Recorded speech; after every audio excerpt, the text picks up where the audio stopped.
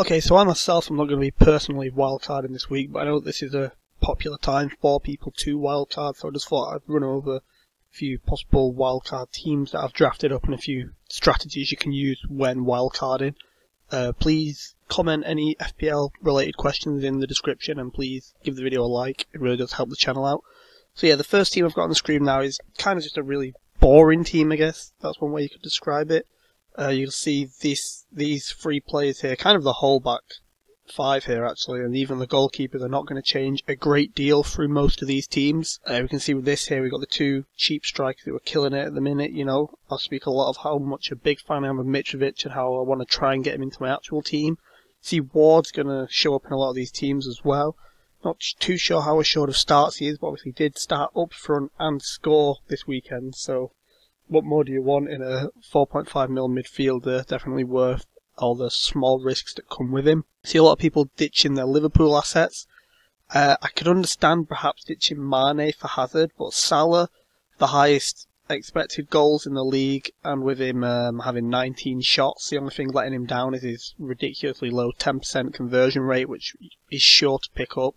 We know we can do it against the big teams, but obviously for £30 million I do get why people are selling him, but for me, I just think selling him's a bad thing.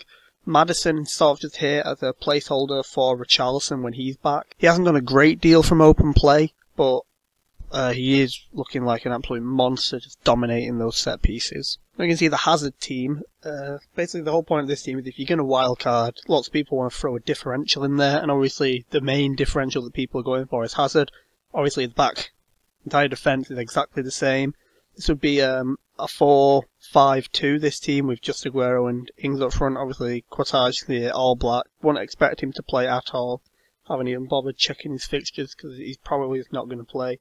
Main problem with this team is the Fraser and Gray having to play these two 5.5s in midfield. Now, when we look at Fraser, as you saw in my last video, his stats-wise, he really does stand up to a lot of the 6.5 players in that range, and he has got great fixtures. It's more just Damari Gray who I worry about, who again does have great fixtures, but is he really going to get the points returns you need? But I mean, with these guys back here, it should be fine. And like with this team and the next team, all you have to do is downgrade one of the four big hitters and upgrade Damari Gray, and you've instantly got a team that looks a lot more template.